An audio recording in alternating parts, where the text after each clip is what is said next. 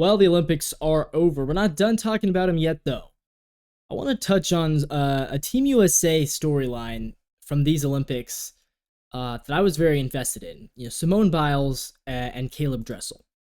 So kind of similar stories for them, kind of similar vibes heading into the Olympics, right? Simone Biles was looking to make history, and so was Caleb Dressel, right? I mean, in different ways, but they were both trying to make history. Simone was trying to become one of the only women ever to win 2 individual gymnastics all-around gold medals in the span of 8 years. Right, she won it in 2016. She didn't win it in 2021. Caleb Dressel, he was looking to become one of the very few athletes to win over 10 Olympic gold medals. He had 8 going into the Olympics. Simone Biles lived up to the hype. She completed her comeback story. She had a fantastic Olympics. She did everything that she needed to do. And she took her place in history. Caleb Dressel faltered. Didn't even qualify for the finals in the butterfly event. 5th place in the 50-meter sprint for freestyle, which is what he's so good at. Caleb Dressel, I hate to toss around the word failed. He had a disappointing Olympics, right? And that's okay, right? People have disappointing Olympics. I think there's a lesson to be learned here for Caleb Dressel. There's a lesson to be learned from Simone Biles, which is it's never too late to make a comeback, right? Simone had her failing moment. She had her disappointment moment. That was back in 2021 in Tokyo, right? She had to withdraw from competition in Tokyo. We forget this. She's so good in 2024. She was so dominant this year. She didn't even make it to the finals last time around. She made it like 3 days, and she had the twisties. And that's a legitimate thing. I'm not trying to throw shade at her at all. It's a legitimate condition. But the fact remains, she had a disappointing Olympics in 2021 in Tokyo. Similar to Caleb Dressel. I mean, they were both very emotional about it. Simone was very emotional in Tokyo. Caleb Dressel was crying in Paris. I mean, it's crazy. Look at these athletes. They're larger than life. Especially Caleb, and he's got the bald eagle on his chest, the tattoo. And you're like, these guys are just so good. They're so talented. They're larger than life. They're superhumans. They are. They are pushing the boundaries of what human beings can do. And yet, they are still human. They do still face human struggles because they're still human. They're not going to be perfect all the time. They're going to fail. They're going to screw up. And I think Caleb Dressel can learn a very important, a very valuable lesson from Simone Biles, which is that it happens. You're going to have a bad day. You're going to have a bad Olympics. Get up, move on, and prove yourself next time. Caleb Dressel, if he comes back for Los Angeles 28, he has a lot to prove. And he has records. He owns world records. He has records that he owns that he wants to defend. He has gold medals that he wants to reclaim. He's still in his athletic prime. He can still come back in 2028 if he wants to, and I think he does want to. And I think he will. And if he learns his lesson, if he learns from Simone Biles, it's okay to fail. You can come back. It's never too late to make a comeback. That is what I think Caleb Dressel should learn, should take with him from Simone Biles. Both star Olympians. Simone, she successfully completed her comeback. I think Caleb wants to as well. So Jayden Daniels last week was named officially the Week 1 starter for the Washington Commanders. He beats out Marcus Mariota, the former Falcon, Eagle, and Raiders and Titan. So Mariota now in his 5th team. He will be backing up Jayden Daniels. What do I expect out of Jayden Daniels? It's interesting. Preseason, he's been okay. I thought he's definitely shown flashes, but he's definitely young. He was great at LSU last year, though. And he might be, I think it's either him or Bo Nix is the most NFL ready. Everybody loves Caleb Williams. There's a chance Jayden Daniels ends up being better than Caleb Williams this year. Checking out the Commanders' early schedule though. I'm doing my schedule prediction this weekend. So if you guys are interested in that, that's gonna be this weekend. But I'm just checking out the early schedule. They start with Tampa Bay. Feels like a winnable game. But it's at Tampa. Tough for a rookie to start on the road. Let's say they lose that, 0-1. Then they play the Giants at home. That is a winnable game for sure. So that can be 1-1. At Cincinnati will be difficult. I think they probably lose there, 1-2. But then after that, they get the Cardinals, the Browns, who I think the Browns are a very interesting team. I think they can win. He can win in Arizona, 2-2. I think the Browns defense is tough. The Ravens defense is very tough. And then after that, it's the Panthers. If they beat the Panthers, they'd be sitting at 3-4, going into a big matchup against the Bears at home. Jayden Daniels against Caleb. Let's say he wins that. I think it's a toss-up. I really do. I think Commanders-Bears is a bit of a toss-up. I like the Bears pieces, but I do like Washington's defense. I think Dan Quinn is going to make that defense a little bit more effective this year. Let's say he wins that. Now he's 4-4. Then he plays Giants again and the Steelers, a couple of easy teams. Maybe he wins those games. Now he's 6-4. And then the gauntlet comes around a little bit. Eagles and Cowboys is tough. Let's say he loses those, 6-6. But then he finishes up Titans, Saints, Eagles, Falcons. That's a winnable stretch of games. Let's say he beats Titans and Saints. Now he's 8-6, loses to the Eagles, beats the Falcons 9-7, and then that squares him off against the Cowboys the last week of the season with the potential playoff spot on the line. I don't know if that's going to happen that way. I don't know. But if he wins the games that he can theoretically win, you could be looking at a 9-win or even a 10-win Commanders team this year. I do like Jayden Daniels. I would put him at number 2 on my Rookie of the Year rankings. I still would probably put Caleb at 1, because I think that if they put up similar numbers, they will give the award to Caleb just because of his name. But I think Jayden Daniels is not going to just go down easily this year. I think he's going to have an exciting rookie season. I really do. So meanwhile, Drake Maye from the New England Patriots, he hasn't been named the official starter. In fact, right now on the depth chart, it's listed as Brissett. Now, we're assuming he's going to be named the starter. I think we're all kind of assuming it. He was second and third overall pick. Really highly rated prospect. He's had a good preseason. He hasn't looked bad. There was some hype about Joe Milton. I don't really know where that came from. My brother was sending me Joe Milton highlights. Like, look at this. You got to check this kid out.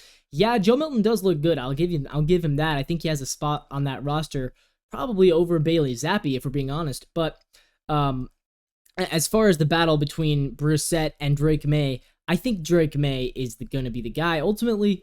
But I'm interested to see, and part of the factor could be, do they trust their offensive line to protect Drake Maye? Do they trust that offensive line to keep him healthy? Looking at that throw, that's a good throw. That's a good throw.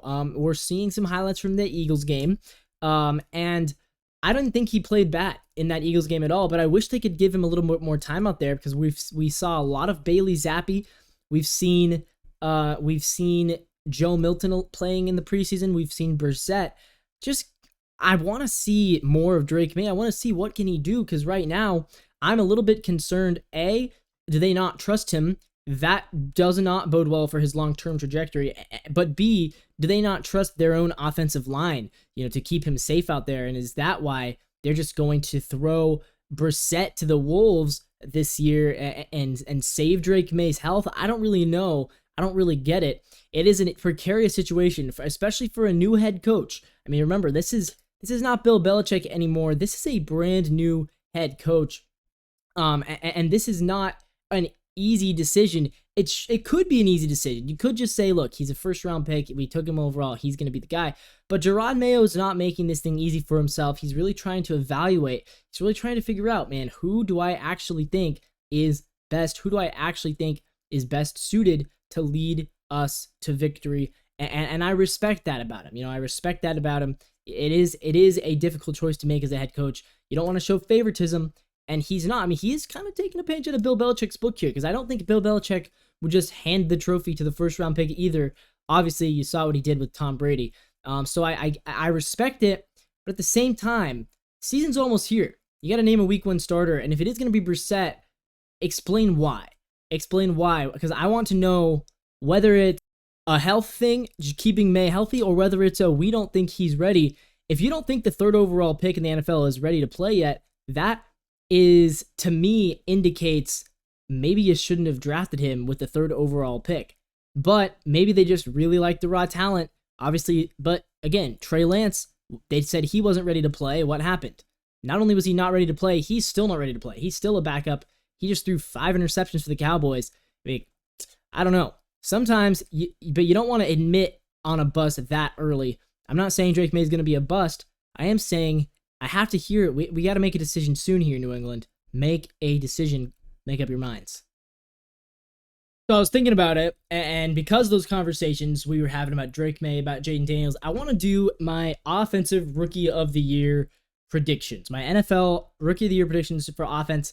Here we go. So number 5, I have Bo Nix. I haven't met number 5. I'm going to be completely upfront about this. I do not have Drake Maye in my rookie of the year top 5 rankings. I don't think that I like Drake Maye. What I've heard from the Patriots camp, if there's really a question of Drake Maye versus Brissett, or even Drake Maye versus Joe Milton, I don't see it happening with him.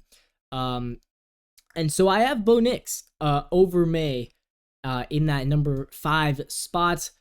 He's got to be NFL ready, right? You have to think. A guy who played 5 years, started 5 years, Auburn, Oregon, you have to think that he is at least going to be NFL ready, and I think he will. The big question for him, though, is in that offense, does he have the right pieces around him? Last year, that offensive line was not good. A lot of sacks. Russell Wilson got sacked a ton. They've also lost Jerry Jeudy. Their weapons are not great. Cortland Sutton, Tim Patrick, they're good. They're not great. Marvin Mims Jr., decent. And then in the running back situation, it's kind of a 3-way horse between Samaj P. Ryan is down there, Javonte Williams, and Jaleel McLaughlin. None of them are particularly great either. Tight end Greg Dulcich and Adam Troutman. There's not a whole lot of names in this offense that make you look and say, wow, Bo Nix is going to really have a great team to work with. No, it's kind of a team that leaves a lot to be desired, actually. So I'm not sure how Bo Nix will perform in Denver. I still have him at 5, though, because I think if nothing else, I think he's NFL ready. All right, at number 4, Xavier Worthy, the Chiefs' new receiver. I have him at 4. The reason I have him and not a guy like Malik Neighbors is because Neighbors is on the Giants, and Daniel Jones is his quarterback. Xavier Worthy is on the Chiefs. Patrick Mahomes is his quarterback. The reason I have him over Rome Odunze on the Bears, because if the Bears offense pops off, no matter how good Rome Odunze plays in 2024, it's all going to be about Caleb. So if the Bears win 10 games and their offense is scoring and, scoring touchdowns, no matter how many touchdowns Rome Odunze catches, those are going to be credited towards Caleb, and the award would go to Caleb. So I don't think Odunze is even really a top contender for this role or for this award.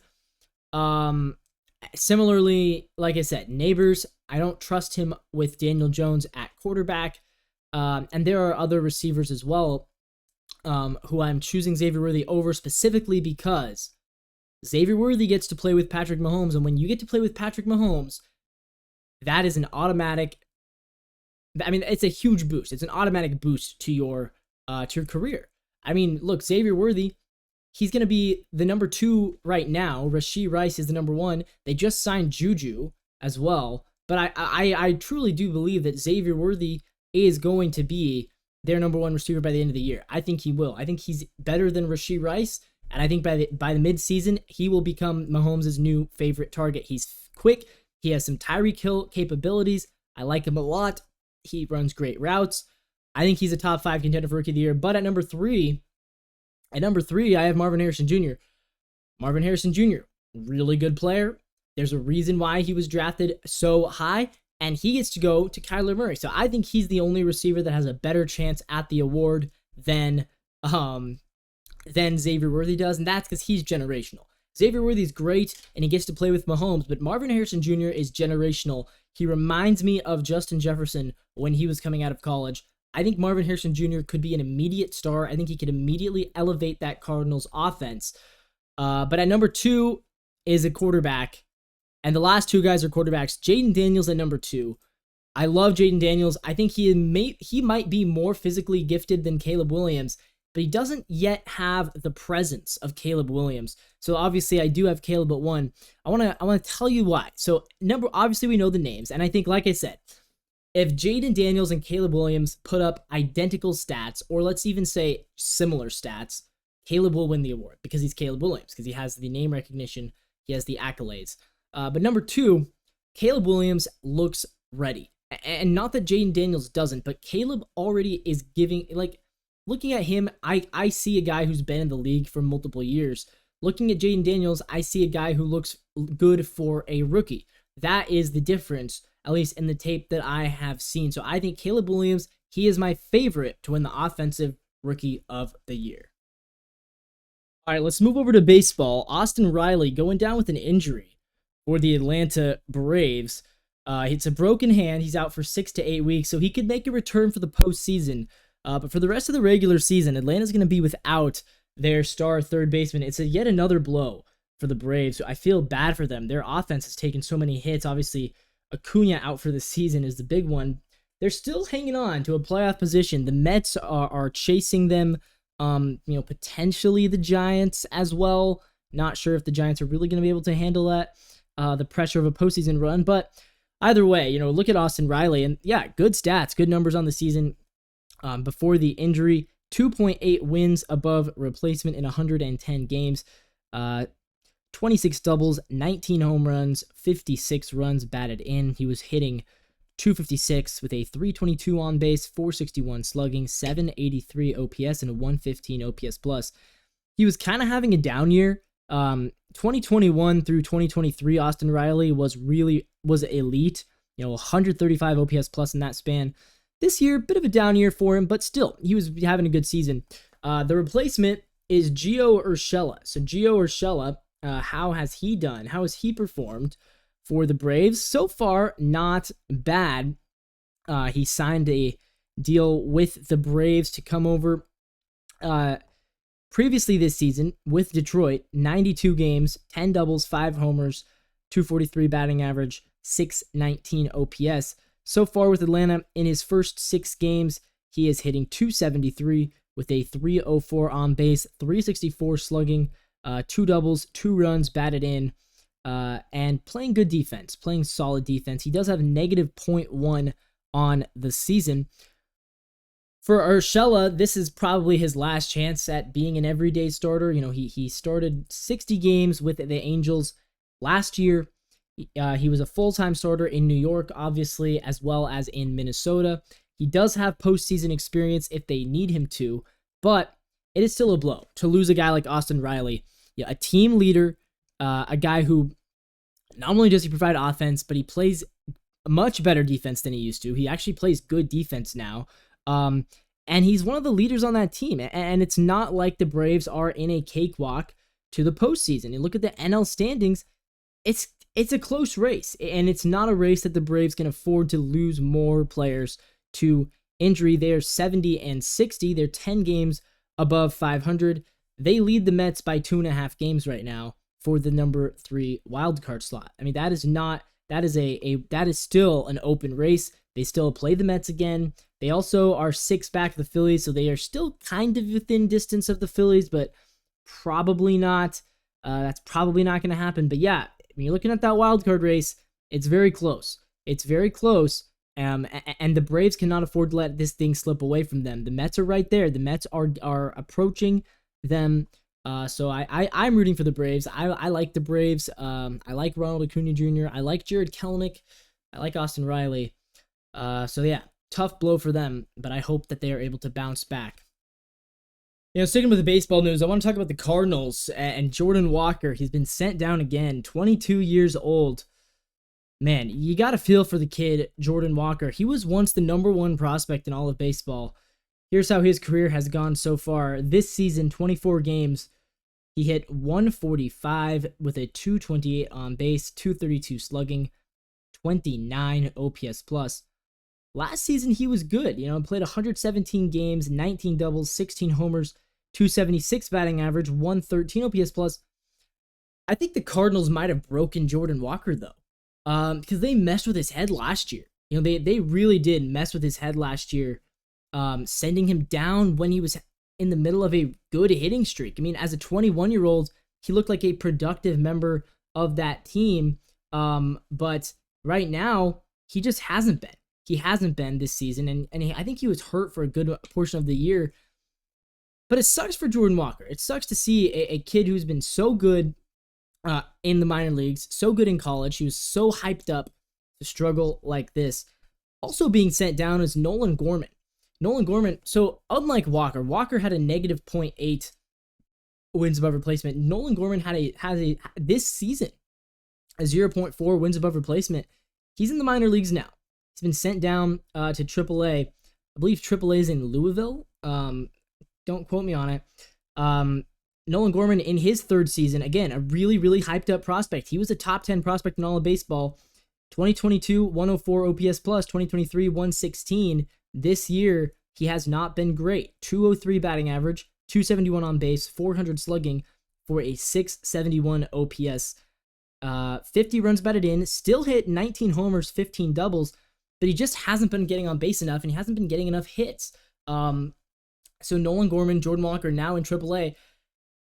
I don't love, especially for a team like St. Louis, where yes, you're 65-65. Yes, you technically have a chance at the postseason, but you really don't. Let's not kid ourselves here. The Cardinals aren't making the playoffs this year. And I don't love that for a team with only a month and a half to go, less than that, basically a little bit more than a month to go. I don't love sending your former prospects, your young players down, even if they are struggling. I get it. If it's a postseason chase and you are really in it, then yes, by all means, send down your struggling players, get the best possible team you can assemble. I hate to say it, yeah, they're 5 games back and there's 30-something games to go. Could they make a run? Sure. If they go, 24-8 to end the season. Is that realistically going to happen? No, it's not. And the Braves are not going to fall off a cliff. And if they do, if the Braves fall off a cliff, the Mets are going to make the playoffs. It's not going to be the Cardinals. I don't know how to get it in their heads. Yeah, I get it. They're trying to be competitive, but you're so late in the season at this point. You're going to destroy Nolan Gorman's confidence by sending him down. And now, instead of just maybe your team gets slightly better now, Nolan Gorman might never be the same guy that he's been. You got to let your players work through struggles when they're young. Well, if he's 34, it's a different story. For a 24-year-old who is really hyped as a prospect and has proven he can be good before, to have such a short leash on him, that is quite telling to me. So I'm not sure if I agree with what the Cardinals are doing here. I say let your kids play. And let them work through their struggles in the major leagues. Don't mess with their heads, sending them up and down, up and down. I don't agree with that. That's, in my opinion, that's not a winning strategy. All right, here we go. Time for some MLB power rankings. Let's get it. Power rankings right now. Yeah, I've got the Dodgers at number 1. They take over the top spot. They move up. They were number 2 last week. They're now number 1, 7-3 in their last 10. New York now at number 2, so the Dodgers and the Yankees, that is who it is. Phillies, they dropped to 3. Brewers, welcome to the top 5. They went 7-3 in the week, 2.5 games out of the number 1 seed now at 75-55. Baltimore at 5. Cleveland out of the top 5. They're now at 6. Arizona and Kansas City both up by 3 spots. Arizona and Kansas City both 7-3 in their last 10 games. Arizona is now within 3 games of the Dodgers. They have kept the pace with the Dodgers. Meanwhile, Kansas City, they are within 4 games of the Yankees, and they are within 2 games of Cleveland. The Royals are trying to chase down Cleveland for the AL Central title. Once again, we're starting to see the field whittle away a little bit because Minnesota and Houston have kind of fallen out of the AL hunt. Still 9 teams separated by 5 games. So it's still very close. And if you want to bring the Braves and Astros into the picture, 12 teams separated by 8 games. But still, it's starting to get a little bit less crowded by that. Like the Dodgers, Yankees starting to pull away, Philadelphia, Milwaukee. Meanwhile, Baltimore, Cleveland kind of fading. Padres remain at 9, and then Minnesota at number 10. They drop 2 spots but stay in the top 10. Atlanta out of the top 10, as is Houston. Houston went 5-5 in their last 10 games, but they've dropped 5 spots because they have not been keeping the pace in the AL. The Mets at 13, Red Sox at 14, Mariners fall 1 spot at 15, Rays, Giants, Cardinals. There's just a lot of, look at this. I mean, Seattle, Tampa, San Francisco, St. Louis, Detroit, Chicago, 6 teams that are all either 500 or 1 game above or below 500, and they're all just kind of jumbled in there. I don't think any of them are real contenders. Toronto had a nice week. They're up by 2 spots, almost back into the top 20. Pittsburgh as well at 22. The Reds fall 3. The Rangers dropping by 5. So the Rangers and the Reds are out of the top 20. The Cardinals and Cubs are back in. And then the bottom pretty much stays the same. Nationals, A's, Angels, Rockies, Marlins, and the god-awful White Sox.